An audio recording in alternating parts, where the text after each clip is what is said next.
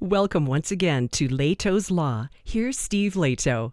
Luann sent me a note out of Ohio, and this pops up in the news every now and then, where they catch mail delivery people throwing away mail. And it oftentimes is somebody who's just sick and tired of delivering all that bulk junk mail. So they throw that away, thinking, who's going to miss it? But of course, people actually paid money to have that stuff delivered, and that's another story altogether. There's some days I go get my mail, and it's all this junk, and buried in there is the one letter I was looking for.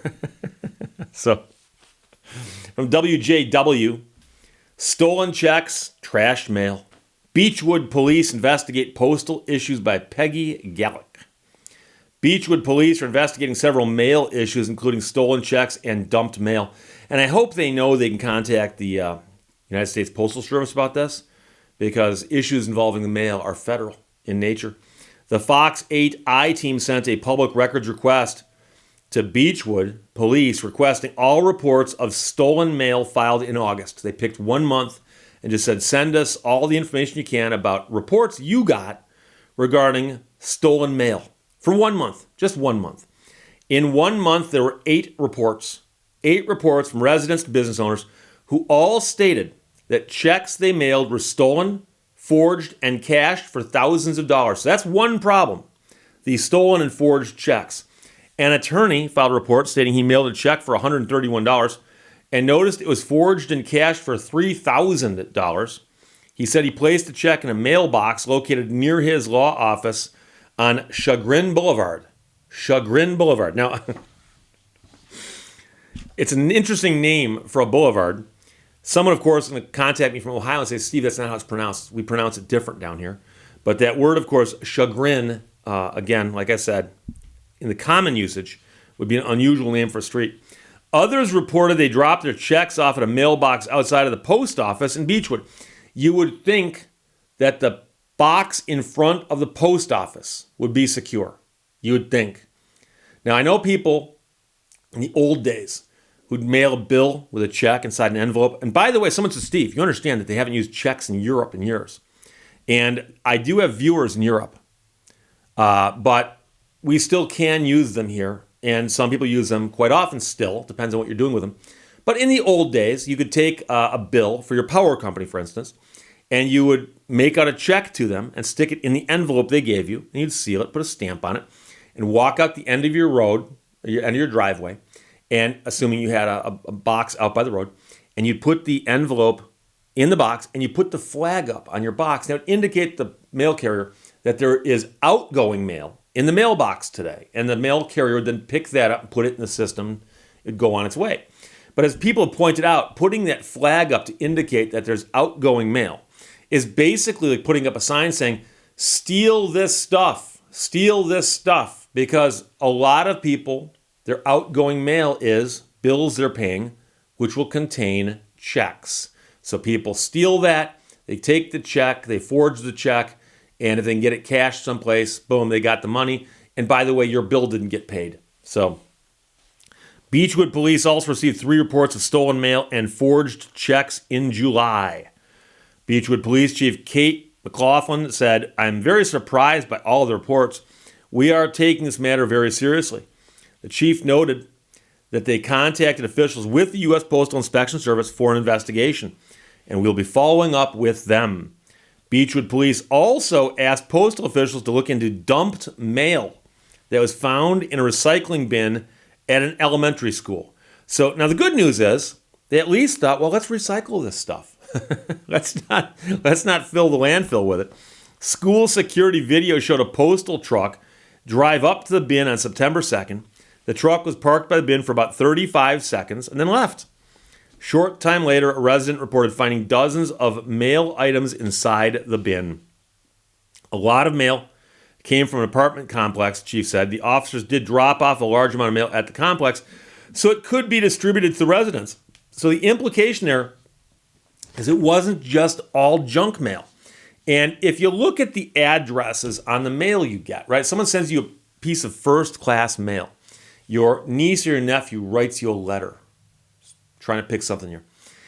they write the letter and they sign it and they fold it up, stick it in an envelope, and they put their return address and they put your name on it and they put a stamp on it and mail it to you, right? That's a piece of mail addressed to you personally. Now, if you get bills from the power company or for your car loan or for your mortgage, those will also be addressed to you, but quite often they'll have a different type of postmark on them because they might be bulk mail or some kind of pre-sorted mail, various things like that.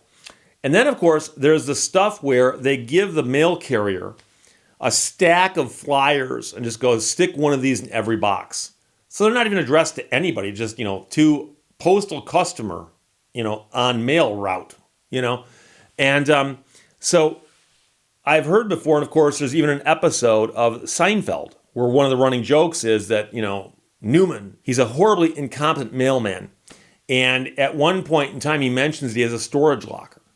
And they ask him what the storage locker is for. And he says, well, that's where I put all that mail I don't want to deliver. Turns out it's filled to the brim with mail.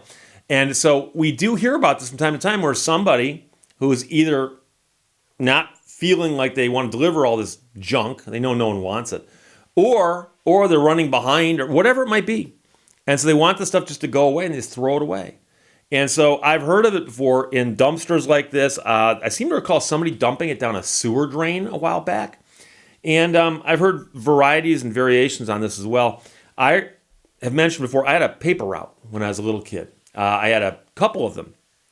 A Detroit Free Press route in junior high and high school. And before that, I had a route called the Shopping News. And my older brothers had it, and several of them had it, and it kind of came down to me. And the Shopping News was a once-a-week newspaper that was free, totally free. And the various people who were in charge of distributing the Shopping News would go and find kids in different neighborhoods and say, we want you to deliver this paper, and we'll pay you, and I forgot what it was, but so much per paper. But if someone said they didn't want the Shopping News, you had to keep track of that and not deliver it to them. It was weird. It was the weirdest thing. So you actually had a list of all the people who were on your route, and you'd walk down the street and they'd get one, but they would not. They'd get one, but they would not.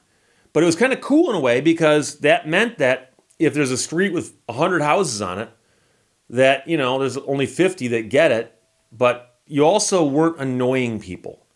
And I lived in a town once where they had a free newspaper, and they would throw it in your yard in a plastic bag. They would literally put it in a plastic bag and throw it in your yard. So if you wanted it, you'd have to actually walk out into the yard and get it. And I'm going to tell you guys something right now, and I'm embarrassed to admit this, but I still think what I did was right. But I know people I've told the story to, they go, what? The place that did this, the publisher of it, was at the end of my street. They were literally at the end of my street.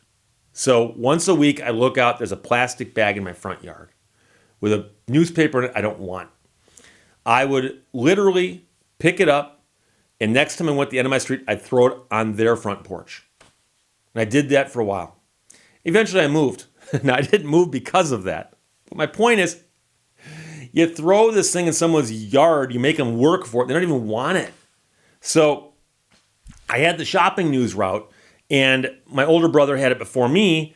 And I remember when he met the woman who was the manager for the area and had hired them, my brother and the other people who delivered the paper in that area, she said, by the way, just to let you know, she goes, we had problems with previous delivery people who would just take the newspapers, throw them away, and say, oh yeah, I delivered them. So she would occasionally drive through the neighborhood on the day that she knew the paper was being delivered. So I don't know if it was a Wednesday or a Thursday, but the papers would get dropped off, I think at our house. And we would then run around and deliver the papers. And once in a while, you'd see her driving around. She'd honk and wave because she saw you out delivering the papers. But she was more concerned about the people who just take the bundle of newspapers, throw them away, and then get paid for delivering them. So it's a scary concept that the postal workers will throw away mail. And again, keeping in mind how many of them there are out there and how seldom this happens. Number one, that's why it makes the news. And number two, I'm not claiming that they're all bad. They're not all Newman. Newman was funny because he was an oddity, right? And so that's why this makes the news. It's so unusual.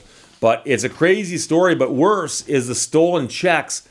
And Like I said, if you put it in your mailbox with the flag up, nowadays you're kind of asking for trouble. But if you put it in the deposit box in front of the post office and it got stolen, that's a more interesting question. How did that happen? So, stolen checks and trashed mail. Beechwood police investigate postal issues. Peggy Gallick wrote that for WJW. Luann sent it. Thanks a lot. Questions or comments, put them below. Let's talk to you later. Bye-bye.